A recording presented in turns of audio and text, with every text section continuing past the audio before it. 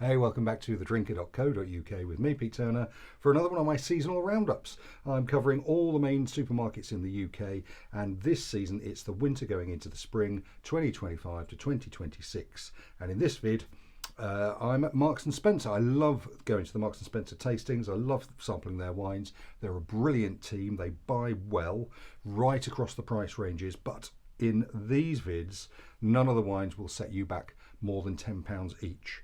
On that, when you go into Marks and Spencer, do take your Sparks card, because very often they do multi-buy discounts. So if you're buying 2 or 3, 4 bottles, you quite often get a discount with a Sparks card only. So do take your Sparks card. So lovely folk. Remember, all of these wines are also available at Ocado. So if that's who you shop with, then get on to Ocado too. So as in all vids, it's 2 reds, 2 whites, a rosé and a fizz. Weirdly, and I only just realised this when I was doing some little Instagram vids earlier on, the 2 reds and 2 whites, all 4 of them are from South Africa, from pretty much the same part of the world in South Africa. But don't let that put you off. It obviously means that whoever's buying for the South African wines at M&S is doing an exceptionally good job. If you want to see my other recommendations for the whole range and at all the different prices, go to my website, thedrinker.co.uk, click on the M&S button on the homepage, and it'll take you to my reviews of all the wines I recommend from their whole range. So do that.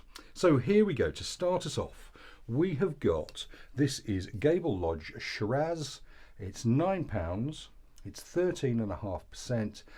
Comes from the Western Cape, and where it grows there, it's hot, hot, hot. Think Mediterranean and a bit more in terms of heat. Quite often down that part of the world, you do get some sort of moderate climate influence from the sea. And Shiraz, or Syrah as it's known in France, does really, really well down there. And the reason I say Syrah is because Shiraz I sort of associate with those kind of big, powerful Australian wines. And Syrah tends to be a little bit more restrained, a little bit more savoury. And I think this has got a tiny bit of both to it, which I think is really clever. So it's 13.5%. And the nose is all big fruit. So I'm thinking plums, I'm thinking black cherry, I'm thinking blackcurrant, blackberry, big and open. A little bit of pepper spice behind it, and also some vanilla. But then there's behind that, there's a little bit of sort of Mediterranean dried herbs, that kind of dried thyme note, dried rosemary note. It's a really clever wine. And on the palate, it's big as well, really broad-shouldered, it's full-bodied, and the fruit really works with the savoury notes. But unlike much Shiraz and Syrah, the tannins are really playing a very subtle supporting role. So they're not big and in your face and not too grippy. So it's really beautiful, beautifully made, beautifully structured, really, really well done. And at only £9, I think that is an absolute crackerjack. So second, we have got another South African one, as we said, this Western Cape. This is Koopmanskloof Fairtrade Pinotage. So it's Fairtrade Pinotage. Pinotage is like the signature red grape of South Africa.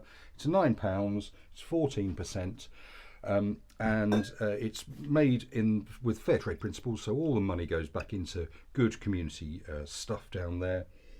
And it has got a lovely Pinotage nose, so I'm thinking red berries, I'm thinking deep red strawberries, but supported by some black fruit, and then behind it is I'm getting some real lovely pencil box notes, pencil shavings, and the rubber from the top of a pencil.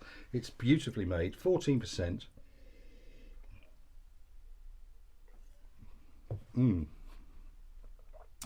it's big and again powerful and broad-shouldered. The tannins really do come to fore here, and the tannins really support the fruit rather than clash with the fruit, and the fruit becomes more black pepper, black cherry, black currant.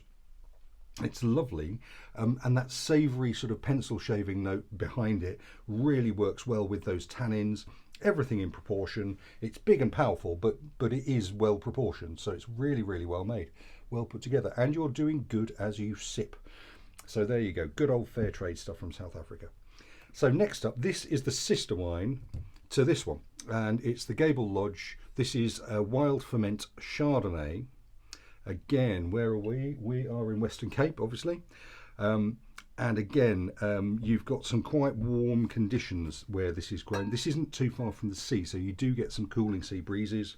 Wild ferment wines for me are really where it's at. You get some lovely, really interesting wines with wild ferment wines. It means that the wine is fermented with whatever's the residual yeast in the air in the winery, rather than them actually putting yeast into the grape juice. So it's 100% Chardonnay, it's 850 and 13%. And the nose is a little tropical, but I'm getting peach and almond, and then a little hint of vanilla behind it. It has had some oak, but I think it's quite restrained and quite underscored, and supports the fruit rather than, again, working against the fruit.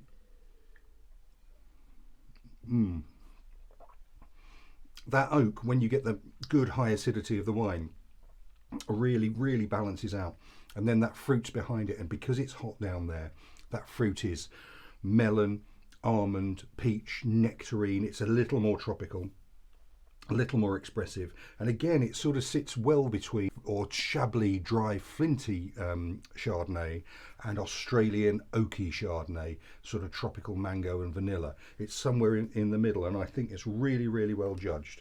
And at that price, what was it, $8.50, I think is an absolute crackerjack of a wine. So our fourth wine is Meadowlands Chenin Blanc. Chenin can be a real pain in the vineyard because it doesn't always ripen evenly. So some bunches in the vineyard will be ripe and others won't. Some grapes in a particular bunch will be ripe and some won't. So you need to go through the vineyard several times to make sure that you're getting the good stuff. Did I say it's Fairtrade? Again, it's $8.50 and it's 13%. And again, all the proceeds go back to good community stuff down there. And it's lovely. I'm getting pineapple, pear, there's some melon there. It's really grassy and open and lovely. And it's fresh and zesty and really zingy and precise and big and thrilling. There's real thrilling acidity to it, and it's the acidity I love because it really supports that big fruit. This is unoaked, so whereas the Chardonnay did have some oak, this has had no oak at all, and what that means is the fruit really is singing by itself, and that Chenin really is singing. So really zesty, really expressive, really brilliant, great value at $8.50. Real good fridge filler, good party wine. Everyone's going to love that. It's good, zippy, fresh, mouth-watering stuff. Okay, next one. This is the rosé. We've got very little detail about this. It says Italian Rosato. All I know is it comes from Sicily. Don't know what the grape varieties are. And I know it's £6.50. A lot of really good wine coming out of Sicily right now. It's lovely pale pink. And it's got a lovely fresh rose petal nose to it. Rose petal and red currant. A lovely floral note carries on the palate. It's lovely and light, pretty, easy. It's £6.50, but it does have some good, character to it. It's got that lovely rose petal character to it. A little really ripe red currant, maybe a hint of raspberry, and at only £6.50, that's doing an awful lot of work for a very affordable rosé. And again, another really good fridge filler, party wine, house rosé. If you're going to have a house rosé over the winter and into the spring, I think that's terrific. Now, lastly, we have Finca Miguel. So I looked this up earlier on, and it said on Ocado it's £9. I only bought this last week and it was £8. So do check out. It's either £8 or £9. And don't confuse it with, this is Finca Miguel Prestige Cava, and there's a Finca Miguel Brut, which is lovely, and I've reviewed on here before, but I think this one has got a little bit more class. Now, if you're learning about wine and want to know the difference between how can two cavas made by the same people in the same way be so different, buy a bottle of each and sit them next to each other, and I promise you will tell the difference. The Brut is perfectly lovely and perfectly acceptable and only £7.50, whereas this is £8 or £9. And I think firstly the label just tells you this is a classier wine. It's a more serious, classier, grown-up wine.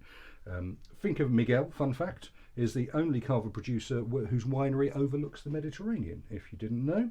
And it's got a little bit more dark colour to it than its younger brother, and which sort of suggests a little bit more age in the bottle. And the nose has got a real distinctive bready bakery note to it. So I'm thinking bread just out of the oven. I'm thinking almost croissant. And the bready note continues. There's a lovely saline note running underneath everything. And then there's pear, and then there's grass, and then there's green apple. Green cooking apple. It's a really classy wine. It's a real cut above. And if you've kind of gone off Cava over the last few years, I'm here to tell you it is back. There's some really, really good value Cava out there, and really good quality Cava if you know where to look. And where to look is thedrinker.co.uk, because I'm a big Cava fan at the moment. So there you are. That's my 6 pick from Marks and Spencer for this season, for the winter of 25 going into spring of 26. M&S just do brilliant things. They're a lovely team. They've got great relationships with their winemakers. They're really, really hands-on with where this comes from, and I think they're doing great work and turn miracles year on year, particularly wines at this level. But like I say, do go to thedrinker.co.uk, click on the M&S button on the homepage, and you will see my reviews of wines all through the different price ranges, and the top end, as you'd expect in M&S, is very, very, very good too. So I'm Pete, I'm on thedrinker.co.uk. Do give me a thumbs up if you like this vid. Please do subscribe if you're not already, because we really want to grow the community here, have some fun. Let me know what you're drinking down in the comments below, and also let me know how you get on with these wines throughout the winter and into the spring. And enjoy your drinking now. Cheers.